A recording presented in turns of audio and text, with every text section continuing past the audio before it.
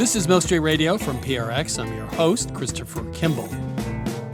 Chef and internet star Matty Matheson has been around restaurants long enough to see the industry change for the better. When I opened my first restaurant when I was 26, it was just like, we serve food, shut up. We're going to serve booze, shut up. This is how you make a cocktail. This is how you open wine, our way or the highway. And I'm just like, it just can't be that anymore. Can't just be two people have like the ultimate power over like 20 people.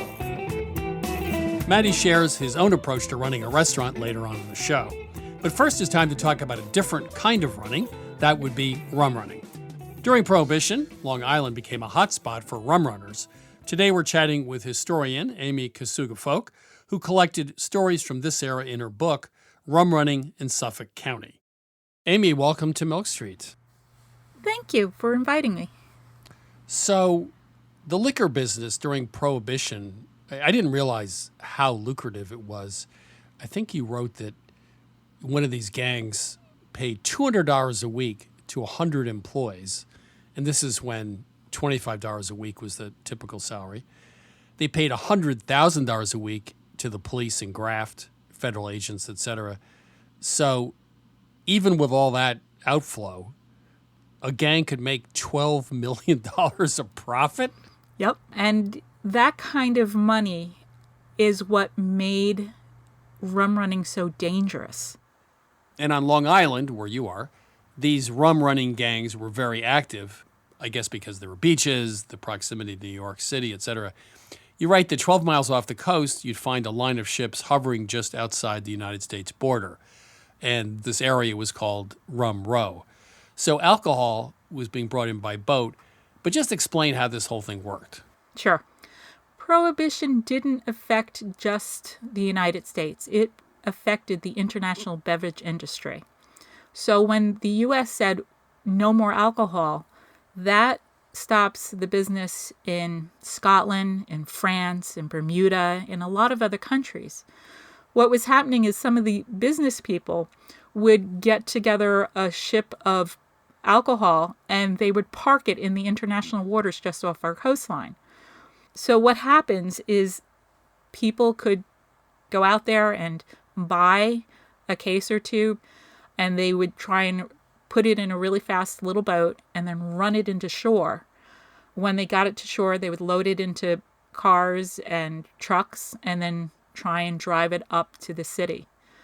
And the Prohibition agents would try and find the cars and stop them, sometimes with machine gun fire.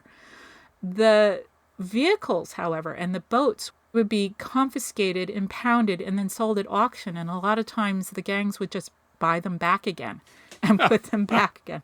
A minor annoyance. So let's talk about some of the people involved with all of this. Legs Diamond, Frank Costello, Bugsy Siegel, Meyer Lansky. You write that Long Island only missed having Al Capone involved because he'd moved to Chicago the year before Prohibition started. Yep. So a lot of the rum runners on Long Island were actually really big-name gangsters. Yeah, some of these people were actually living in Long Island.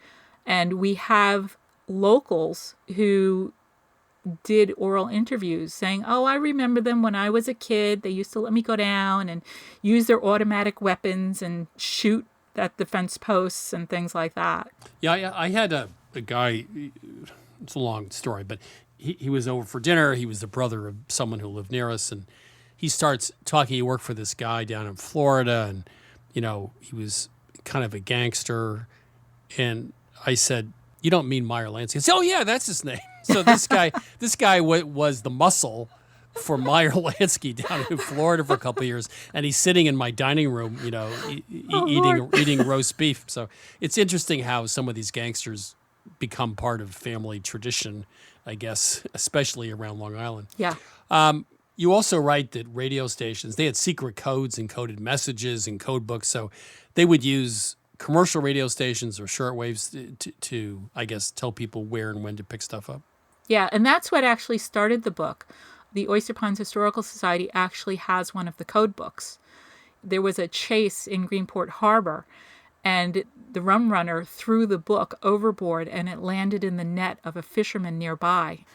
And the family hung on to the book for years and years and years and donated it I mean, did you break the code or what? Yeah, if you look at the back of the book, it's actually written out. One side has the codes in letters and numbers, and the other side has phrases. So you could actually put together, I am off of Ambrose Light. I have 25 cases of rum. Where should I land? This code book actually had the translation, had the code? Yes. That's not too smart. Well, that's why he threw it overboard when the Coast Guard was chasing him. Well, and people were also throwing alcohol overboard so they wouldn't get caught. You tell a really great story about a guy who sees a boat being chased and liquor thrown overboard, and he hops in a rowboat. He goes out there and dies for the liquor. That was actually told to me by his son who witnessed it. And as he said to me, that's how I got my first trumpet. Because they didn't have money, they would trade the booze for whatever they needed. Well, didn't some of these guys have buoys attached to some of the crates, so if they had to throw them over, they could find them again? In some cases, they did, yeah. There's another story about someone in the Great South Bay who was out eeling, and he heard some noises at night. So when he got up the next day to check his pots, he found a rope with a buoy just under the water that had nothing but boxes of booze attached to it. He was smart enough to leave it alone, I hope. No, he pulled it up. Not too smart. Well, he apparently managed to pull up 18 cases, and he also had some fish in his pots as well. He sold the fish for $20, and he sold the liquor for $900. Man, So as long as nobody wasn't around and they couldn't prove it was him. I think I would have turned around and left it there for a couple of days. So there's this thing about stopping trucks, and I love the one about the red paint and the overalls. You want to talk about that? Yeah. The feds had gotten word that someone had snuck an entire load of liquor up in a tanker truck. And when they were stymied by the patrols, one of the guys stole another tanker truck. And he wanted to have the truck disguised as a business that you would commonly see all over Long Island. So what he did is he took a green truck that said like Ajax Motor Oil on the side. He painted it red and wrote Haviland Motor Oil. And then he filled the tanker with crates of booze. And he managed to sneak it, I would say a good hour and a half up the island when he gets pulled over by a pair of officers that said, we need some gas in our car. Could you give us a hand with it? So the guy says, all right, I got a little bit of a can of gas right here. Let me put it in your tank for you. And they let the guys go, and they're talking afterwards. And one of the guys says, hey, did you notice there was red paint on his overalls? And they went, oh my gosh. So they go racing after the truck, and they pull it over again. And sure enough, it was filled with alcohol. All for want of a clean pair of overalls. So the people who push temperance and then prohibition, obviously the law of unintended consequences, because they really organized crime got its start because this was so lucrative. Yeah. The people who pushed this at the beginning, by the time it was repealed in 1933, had that group changed and morphed and come to a different opinion about temperance? It was a bit of a disaster. Yeah, I also think that some of the older people who were pushing it were passing away, and the people who are left, they're looking at the absolute violence that's occurring on the streets. And, several thousand bystanders were being killed by the fights over this. We had on Long Island, in some busy towns, you had gun battles happening between the police and the rum runners happening right in the middle of town. And I'm sure the politicians were looking at it going, you know something, we're going to end up being completely voted out of office unless we do something about this. And I think they decided to just take the bit between their teeth and repeal it. So it's about 13 years worth of pain for people who want to drink. Amy, it's been a pleasure. Great stories, fascinating history. Thank you so much. You're welcome. Thank you for inviting me.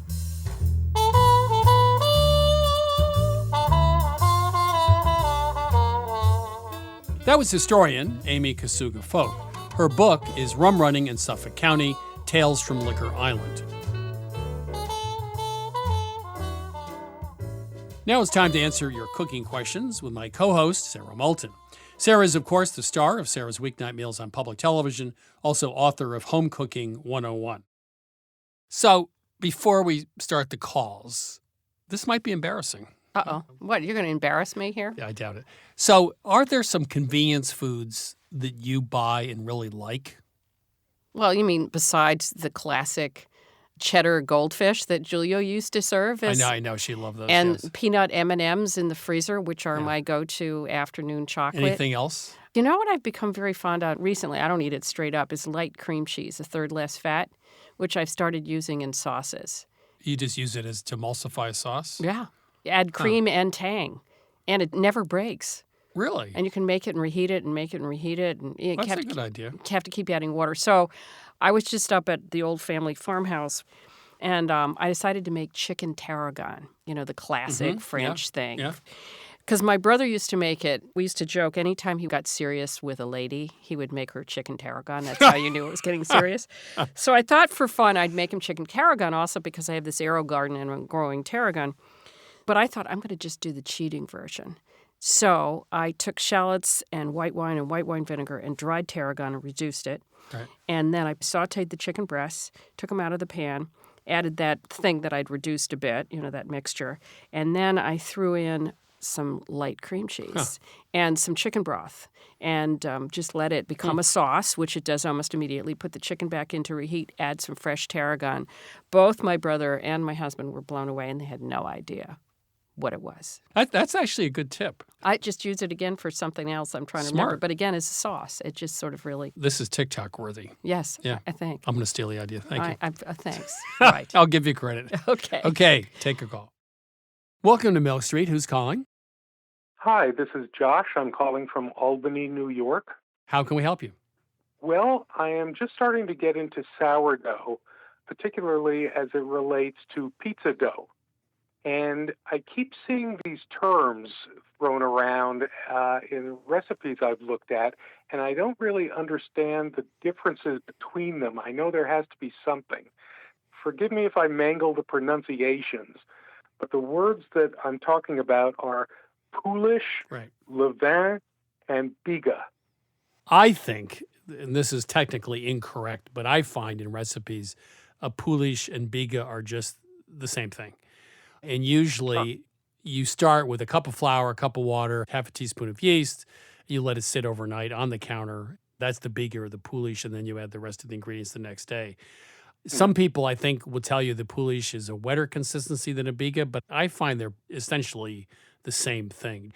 It's just a way of developing flavor before you add the rest of the ingredients. And I find that it actually does work pretty well. Mm-hmm. And levain is just a General term. general term. They would both be considered a levain, Yeah. right? Yeah. Yes. So it's just a way of developing flavor. Josh, I think it's great you're making bread. Did you start doing this during the pandemic? Yeah, a ton of baking.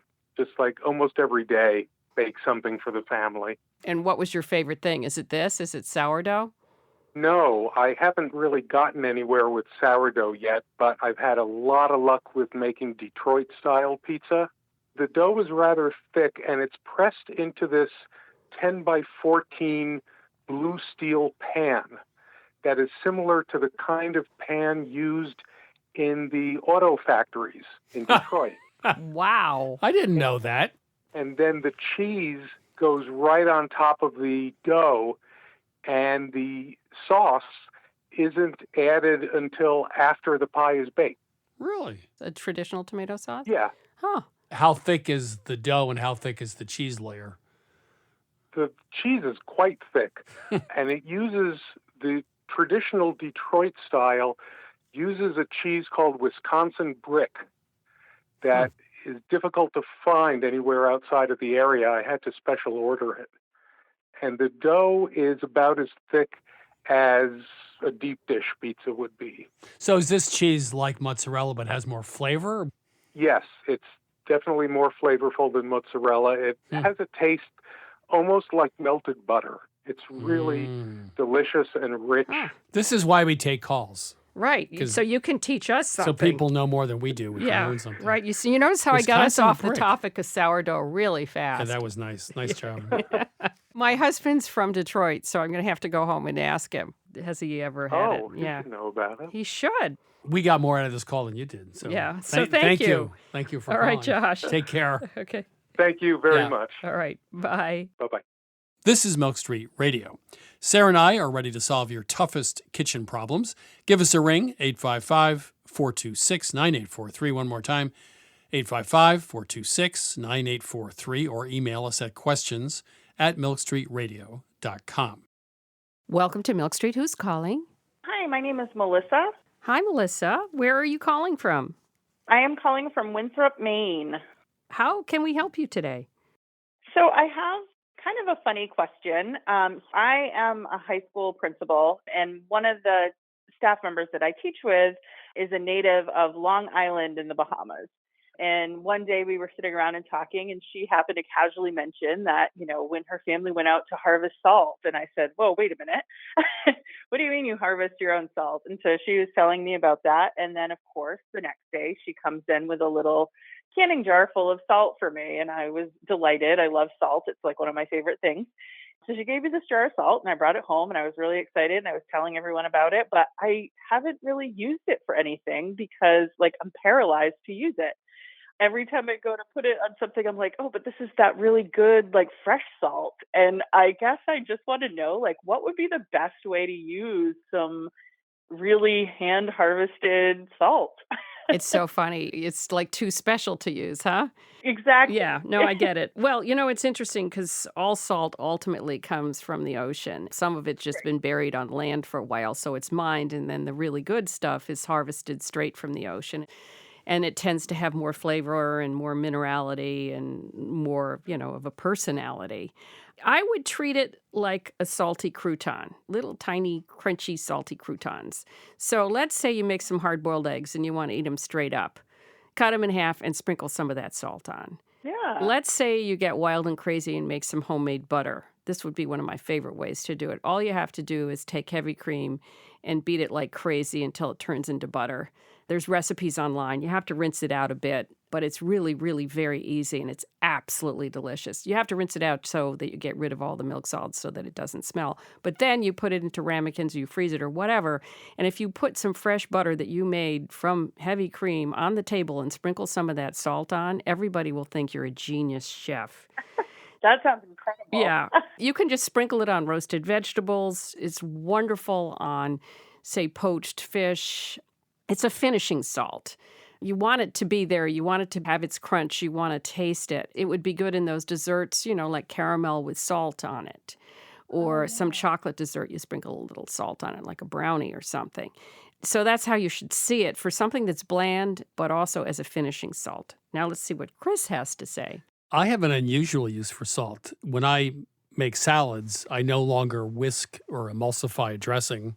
I just sprinkle a little low-acid vinegar on the greens, a little bit of olive oil, a little bit of za'atar, which is a Middle Eastern herb mix, which you don't have to use. But then I use Malden sea salt. And those little bits of salt, those crunchy bits, turn an average salad into an outstanding salad. So any sort of salad, don't put the salt in the vinaigrette with the vinegar and the oil. Put it directly on the greens, and then you get this just bang of crunch and salt. I agree. It's a finishing salt. You put it right on a steak, like they do in Italy. Salt it and serve it. Just don't mix it into a liquid like a soup or a stew, because you won't tell the difference. That seems like a waste. It's a waste. You know what? And put it on the counter so it talks to you. So it says, I'm here, use me. Because if you put it in the cupboard, you'll never take it out. Right. And I have to just move beyond admiring it and actually eat it. Yeah. Well, also, Sarah will agree with this. The biggest mistake home cooks make is not using enough salt. And so if you get into the habit of using finishing salt, your cooking goes from good to great really overnight, because most people undersalt. And especially if you have that crunchy finishing salt, it really is a game changer. Yeah, I agree. So, Yeah.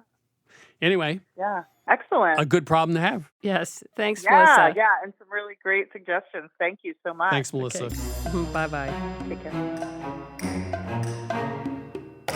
This is Milk Street Radio. Coming up, it's my conversation with Chef Matty Matheson. That's after the break.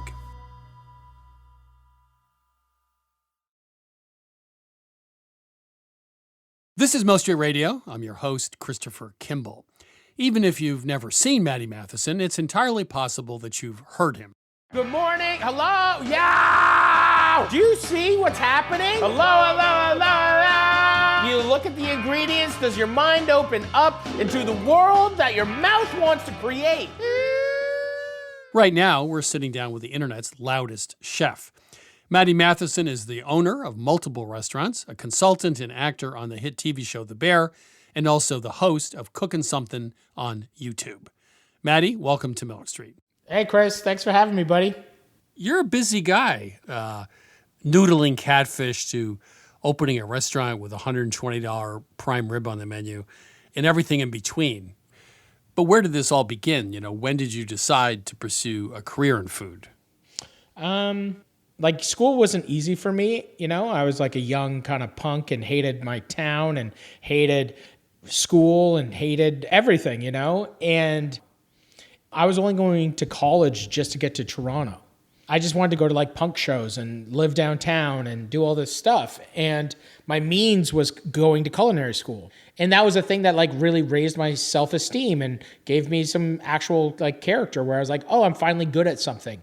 So let's talk about YouTube and TV. One of your videos, I really liked, it really stuck with me. Your Catfish noodling in Oklahoma with Brad Leone from Bon Appetit. Why did you do this, first of all? And what is Catfish noodling? Well, I'm not an expert. But you kind of tuck your little body and your arms or your feet into these old, kind of beaver holes or large animal holes. And hopefully, if a large catfish is in there, it'll chomp on your foot, it'll chomp on your hand. You have to, grab onto its jaw and, not let go. The inside of their mouths are like gritty sandpaper. So, it shredded my hand. And it's this, putting your hand inside of a giant, a catfish is just a giant mussel. It's literally just a giant mussel with a mouth. But this is 30 pounds, right? I mean, this was huge fish. Yeah, they're giant. Yeah. Some of them are 80 pounds. It's like a 5-year-old flapping around, chewing on you. And it's the whole experience is just wild because you're down there and then they're oh yeah, watch out for water moccasins. That was my number one question. Aren't there water moccasins in this water? Yeah, and I'm I don't even know what a water moccasin is. And I'm just what the? And they're oh, it's a deadly snake. I'm a deadly snake is just, they're yeah, make sure you don't grab any roots because it could be a snake. Or they're when you move around, don't splash because the water moccasins are attracted to that because it looks like a bird fell in or something that's trying to swim. And I'm this is crazy. I'm doing this thing and I'm doing this friggin', what am I doing this for? To get views? Yeah, I'm pretty adventurous, but I wasn't going to do that.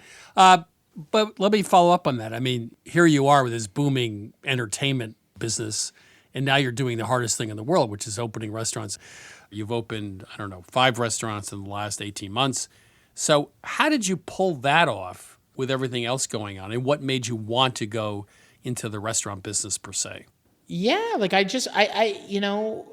was a chef at a young age. I became a chef. Well, I didn't become a chef, but I took a chef job at the age of 26. I'm 40 now. I've opened and closed multiple restaurants. And then I left the restaurant business and went and had I made television for years with Viceland. I made content all around the world with YouTube. And it's this I never had my own restaurant for 7 years. But at the core of who I am, I felt like a poser where I'm I don't even have my own restaurant. Yeah, no, I get that. I need to put some skin in the game, I need to put some skin in the game. Even though it's rough, it's still it's still beautiful to me. It's still the most purest thing is no matter what, all this branding and all this stuff, it's at the end of the day, I'm just trying to feed people and make somebody have a nice moment. And I think that stress is worth it. That amount of stress in restaurants and working with a lot of different people, it's a lot, but it's worth it to see people come in and enjoy it. It really is. I totally agree. I mean, I think the idea of having a real job, having skin in the game, or as they would say in Vermont, be useful, Counts because, you're right. I mean, the branding thing comes and goes. Making TV is fine, but ultimately you want to be useful in some more concrete way. So, okay, so then this new show that you're on, you have a part on, but also consult on, The Bear. First of all, why don't you describe the show if people don't know it? It's fabulous. And two, I want to ask you about whether that view of the restaurant industry it seems like it's the first show that really took a deep dive into what it's really like. But just give us a brief summary of the show. Yeah, the Bear is a show about a family-owned restaurant where the brother killed themselves, and the younger brother, who is a up-and-coming, rising superstar kind of chef, goes home to take over his unfortunately dead brother's Italian beef spot in Chicago. And I think one of the reasons why The Bear is one of the shows that everyone is saying it's really captured this thing, it's I think the thing that we mostly captured was just humans being human, being frail, being vulnerable, not dealing with life. Yeah. And I think that a lot of people can genuinely connect with brokenness, coming from a home that is broken. We all kind of do. There's a lot of people that want to run away from their hometowns. I'm one of them.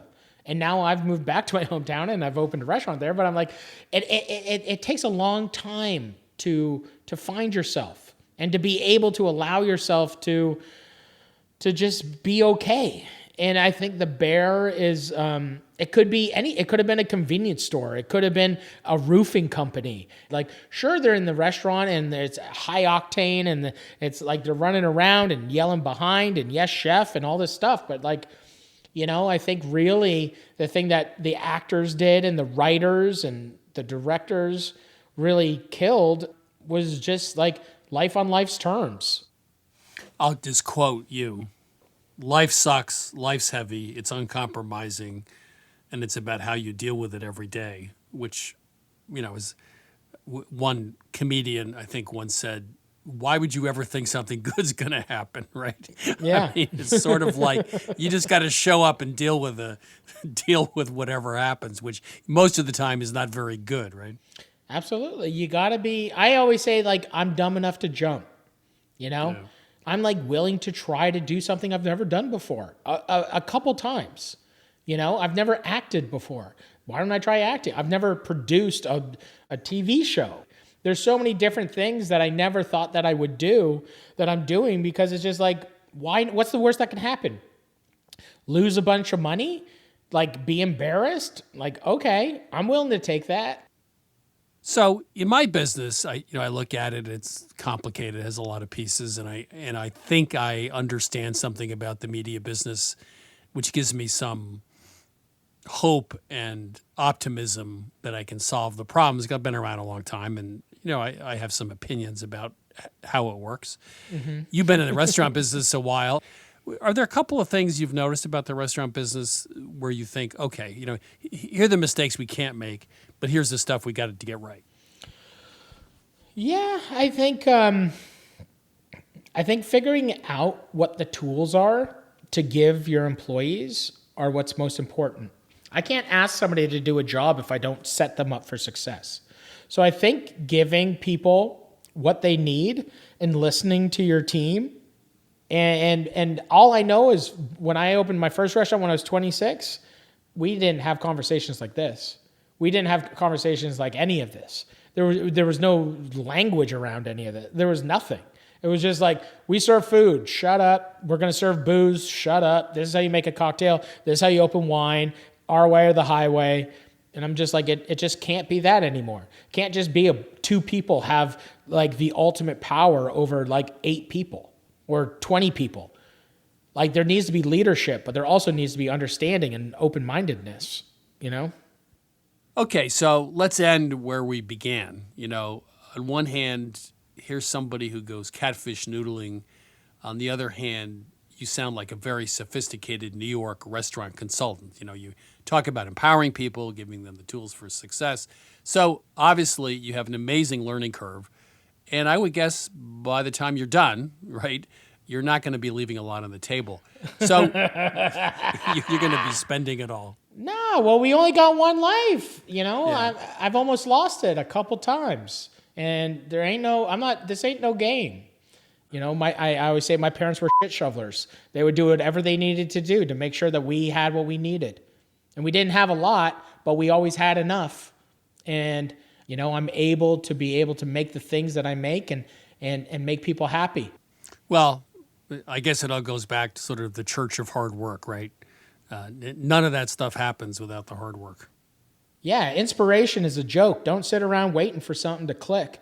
Go to work. Hopefully your inspiration clicks while you're shoveling some shit. Hi, Matty, it's been a real pleasure. I really enjoyed talking to you. Thanks. Thanks for having me. It's been a hoot. That was Matty Matheson. He consults for the FX series The Bear.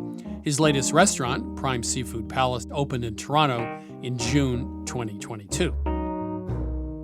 A few years back, I got to know the band The Zen Tricksters and its founder, Cliff Black. At the time, I was enamored of the life of a rock and roll band until Cliff explained the reality. Living hand to mouth, driving through snowstorms, the bad food, the cheap hotels, the list goes on. And if you watch The Bear, you'll come to the same conclusion about the restaurant business. You have no life, drugs and alcohol, few restaurants ever make it or make money, and as Anthony Bourdain once said, the worst reason to go into food is to become rich and famous. But for some, the long hours, the crushing physical labor, and lack of financial reward is really not a problem. The truth is that some people, no matter what the challenge is, just love their day job.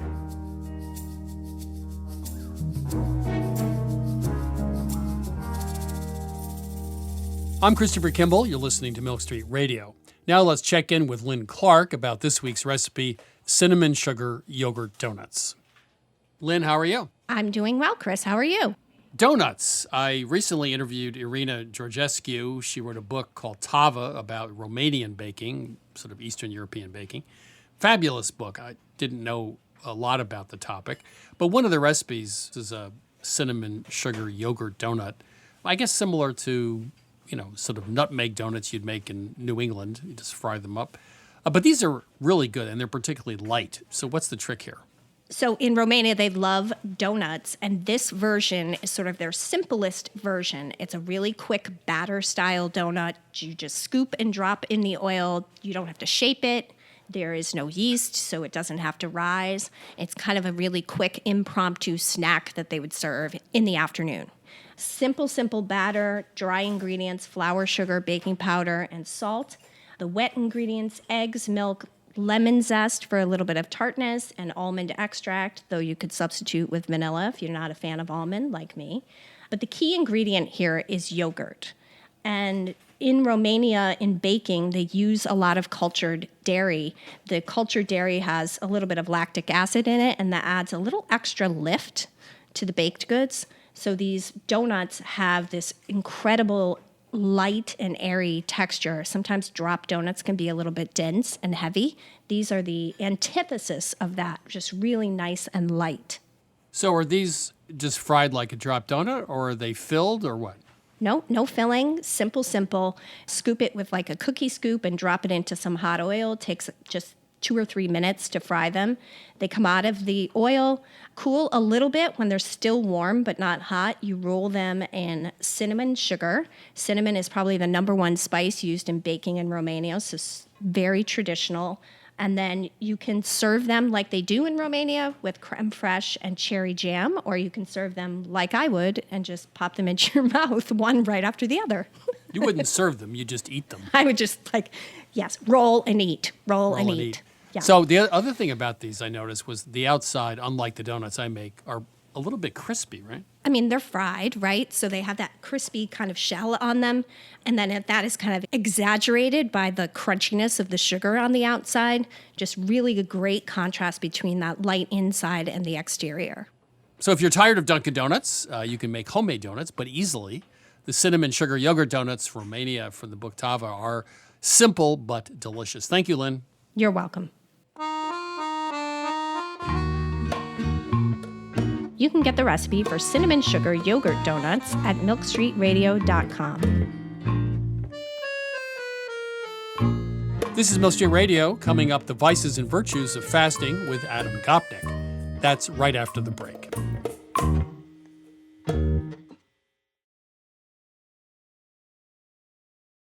I'm Christopher Kimball. You're listening to Milk Street Radio. Right now, my co-host Sarah Molt and I will be answering a few more of your cooking questions. Welcome to Milk Street. Who's calling? My name is Susan from Wynwood, Pennsylvania. How can we help you today? A few weeks ago, our daughter and son-in-law had a baby shower. They've since had the baby, a beautiful baby boy. Mazel tov. Thank you. And I baked some blueberry lemon tarts, which I've done before.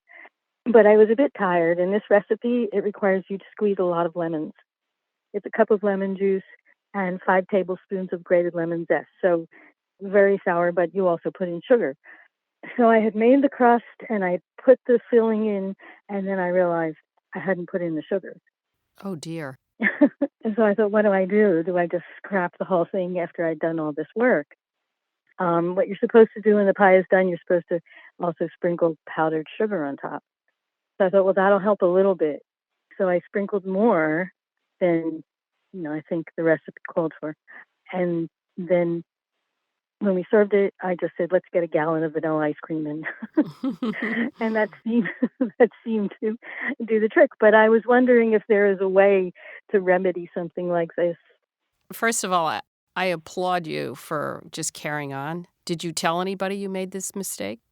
Just a few select people. The other people, we just gave them the ice cream and the pie. And did they eat it? Yes, they did. Well, there you go. So that's rule number 1 in Julia Child's book. Never apologize, never explain. But I think what you did was 100% correct, because confectioner's sugar, when it hits something wet, melts pretty quickly. And so it got absorbed. And obviously it did the trick along with the ice cream. So you see, you just intuitively knew what to do. So you go. That's amazing. Right. I didn't know how much, though, as far as the sugar. I thought, I knew how much the recipe called for, but I was just sprinkling it on, willy-nilly. Well, you just made up your own thing, which is fine. And also you could have, of course, there was blueberries that were then going to be put on top of the lemon part, right? Yeah, after the filling is in, then you put do the blueberries. on top. So you did all the confectioner's sugar stuff before you put the blueberries on. No, actually, I did put the confectioner's sugar on top of the blueberries. Well, it still worked. All I was going to say is you could stick a spoon in and take a bite and then put a couple more blueberries on top of where you took the bite, and that way you'd know where you were at. But anyway, exactly. Chris, any thoughts about this? I do have a question about timing. When exactly in this process did you remember you did not add the sugar? I think when it was in the oven. Oh. Well, if it was before it was in the oven, you could have just poured the filling out and added the sugar. Oh, right. No, it was already baking in the tart. I have 2 suggestions. You could have put the confectioner's sugar in 2 or 3 times while it's baking, and then every little addition would melt, and that would be fine. The other solution is just bake it and then make a sugar syrup separately. You could flavor it with alcohol. You could flavor it with orange blossom water, whatever you want, or some kind of flavored oil or extract, and then pour that concentrated sugar syrup, drizzle it over the top of the tart when it was cool. And that also would have worked, I think, pretty well. Yeah. And the last thing you should have done is to just say, this is a new recipe from Alice Waters. She likes everything natural and not too sweet. And then you say Alice Waters and everybody goes like, oh, okay, this is great. Yeah. Or Yotam Ottolenghi's new blueberry lemon custard tart. I think the sugar, of all the things, a sugar syrup would have been my solution to it. I hadn't thought of that. Well, the ice cream's not a bad, in a pinch, that was pretty smart. No, because the dairy will also take down all that acid in the lemon. So that was a good idea. Yeah, too. no, I actually just think you did a great job. Yeah. Yeah. Don't flinch. Yeah, okay. Thank you. I was wondering what the professionals would say. Never confess in the kitchen. Yeah, never ever. apologize, never explain. Nope. Okay. Thanks. Good advice. Okay, Susan. Thank you. Take care. Bye now. Bye-bye. This is Milk Street Radio. If you need help in the kitchen, call us, 855-426-9843.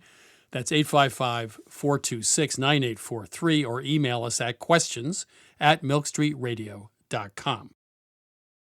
Welcome to Milk Street. Who's calling? This is Barbara. How can we help you? I have a recipe book I've gone back to for decades, and it's my mother's old Austrian cookbook. It was published in 1933. I know that you know a lot about authentic Austrian food, Chris. A couple of weeks ago, I was making a big dinner for some people, and I thought I'd make a goulash.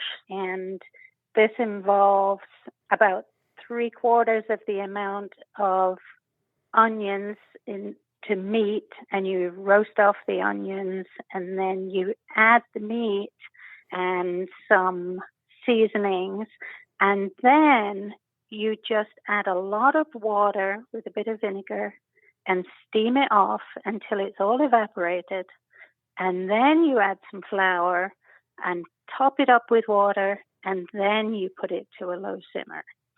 And as I was doing this, I thought, oh, this is different than how we normally do stews.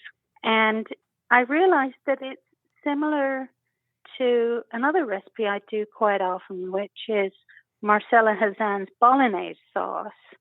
In her recipe, for just 3/4 of a pound of ground beef, you first add a whole cup of milk and then let that evaporate off. And then you add a whole cup of wine and let that evaporate off. And only then do you add the final liquid and put it down to a super slow braise.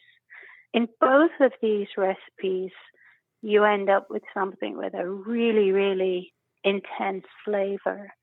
I was wondering whether this method of cooking a braise or a stew is something that you've seen before, because I haven't really seen it written down anywhere apart from these other two places. It's a great question. Here's what I think is going on. In general, the less liquid you use, the more concentration of flavor you're going to get, the more Maillard reaction. It's going to be better for the meat, because if you cook meat in a lot of liquid, it's going to tend to get tough. It's going to tend to lose flavor. So I think what's really going on is there's a period here where the liquid is evaporating. You're concentrating the wine or the milk, the solids or the flavors of the liquid, but the meat's really getting cooked without sitting in a lot of liquid. So you see this in Italian recipes for stews, for example, where they cook the meat sometimes with no additional liquid at all in an oven, a moderate oven with a top on, for an hour and a half or 2 hours, and they take the top off and finish, and the meat gets browned by the heat of the oven. And the juices from the meat don't all get released in the liquid because there isn't much liquid. And what liquid there is comes out and makes a sauce. So I think my takeaway is don't cook meat in a lot of liquid if you want to concentrate the flavor of the meat. And I think in a strange way, that's sort of what's happening here. Plus, you're concentrating the liquids down to get the essence of their wine, for example, is being concentrated through the evaporation at the beginning. But it's a good point. Meat cooked in a lot of water or liquid is going to be less flavorful than meat cooked with less liquid or no liquid. Sarah? Can I ask you a question about the goulash? So we know the bolognese was ground meat. What was the goulash? Well, it tells you to use what would translate as very tough shin meat. I use a chuck roast, and it tells you to cut it into very large chunks. It wasn't tough or dry in the end? It was tender? Oh, no, it was kind of the best goulash I've ever had. How much meat is there and how much liquid is there? In the goulash, there was 1 kilo of beef, and started off with a couple of cups of water with the spices, but reduced it all down. I think it sounds like a great technique. Yeah. What's the name of the cookbook, by the way? It's called Was koche ich heute, which means what shall I cook today? Barbara, thank you. Thank you. Thank you both very much. Bye-bye. Bye-bye. You're listening to Milk Street Radio. Now let's hear the latest from our introspective friend, Adam Gopnik. Adam, how are you? I am well. Like pretty much everyone, I suppose, right around now, I am thinking of not feasting, but of fasting. It's that time and when most of us do it. If we're going to have feasting, we must have fasting, but the fasting can't just be a withdrawal. It has to be as neatly ritualized and defined as the feasting that preceded it. I'm married to the mistress of fasting. She does this every 3 weeks, yes. Yes. And there are as many different schedules and as many different ways. There's the 16-hour fast. There's the 14-hour fast. There's, of course, its near relation, the juice fast. Now, the juice fast is essentially what used to be called in the 19th century a cure. Remember, all of those characters in 19th century novels went away for cures to spas. We don't call them cures anymore. We call them cleanses. Now, I find no particular benefit in highly organized fasting, intermittent or period. All that happens to me when I fast is I just get extremely hungry, and then I end up eating about the same amount at the end of it all. But I'm still struck by the question of why we have this kind of alternative black mass version of the gastronomic pleasures that you and I engage in terms of the whole church of fasting. Now, at one level, it's obvious why it is. It's exactly because we have so much abundance. God knows we still struggle with food insecurity in this country and around the globe. But relatively speaking, there is now more food for more people in wealthy countries than there has ever been before. So naturally, one of the things that happens when you have hyperabundance is you're going to have equally hyper non-abundance. And of course, we have to organize our non-participation just as much as we do our taking part. Let me throw an idea in here. This is not my Please. idea. The woman who wrote The Book of Difficult Fruit, which I love, great book. Right. But she said this. She said, when people get into a health regimen, like this, like fasting, they know they're going to fail eventually, and then they get to blame themselves. And that the goal of all of this is to blame yourself, which people kind of like to do. So I just thought that the psychology of that was really interesting. And accurate, right? And that's because everyone knows that they will fail at the fast. Well, it's interesting you say that, because one of the things that I was thinking about is a kind of companion thought, which is that a very wise Englishman once said that character, when we talk about somebody having character, what we really mean is that they have the capacity to refrain. Character is the capacity to refrain. And we recognize it all the time. The people we admire are people who can resist temptation. So choosing to fast is a way of displaying character. So there's a certain kind of virtue, not just the virtue of weight loss, but a larger temperamental virtue that you display when you do it. But here's the thing that I think is missing. I went ahead and did, as the perpetual graduate student, my due diligence about the history of fasting. And of course, if you think about it, fasting has often been used as a political weapon. That's what the hunger strike that Gandhi engaged in is meant to be. But it's also the case that one of the very powerful motives for fasting historically, you had the hunger strike, but you also had the hermit's fast. And hermits would choose to fast because fasting induces hallucinations. And it seems to me, if we're going to add something to the regimen of non-taking part, we should revive the tradition of the hallucinatory fast. I don't know what we'll hope to see, but we should stop eating long enough until a vision comes to us, if not a vision of an angel, at least of the ghost of Julia Child. Or a cheeseburger, which might be Yes, more I apt. think.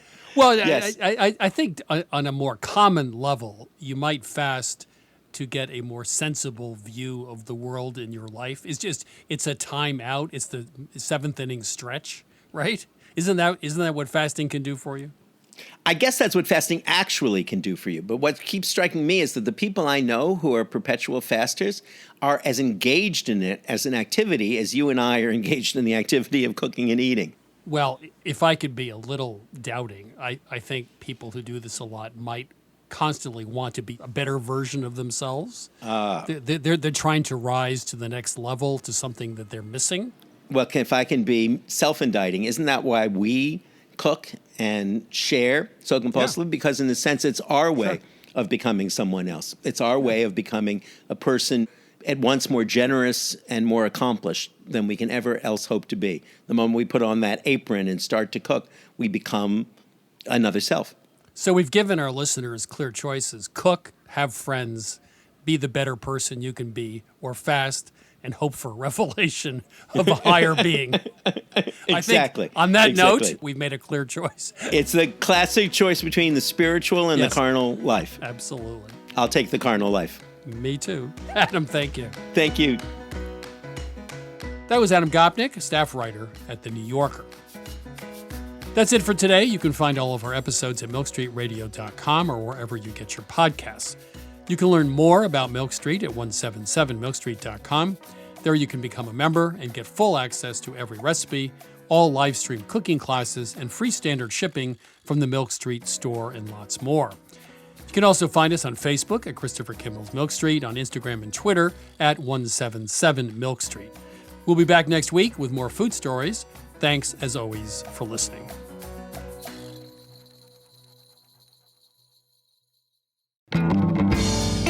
Christopher Kimball's Milk Street Radio is produced by Milk Street in association with GBH. Co-founder Melissa Baldino. Executive producer Annie Sensabaugh. Senior editor Melissa Allison. Producer Sarah Clapp. Assistant producer Caroline Davis, with production help from Debbie Paddock. Additional editing by Sydney Lewis. Audio mixing by Jay Allison at Atlantic Public Media in Woods Hole, Massachusetts. Theme music by Chubop Crew. Additional music by George Brindle Egloff. Christopher Kimball's Milk Street Radio is distributed by PRX.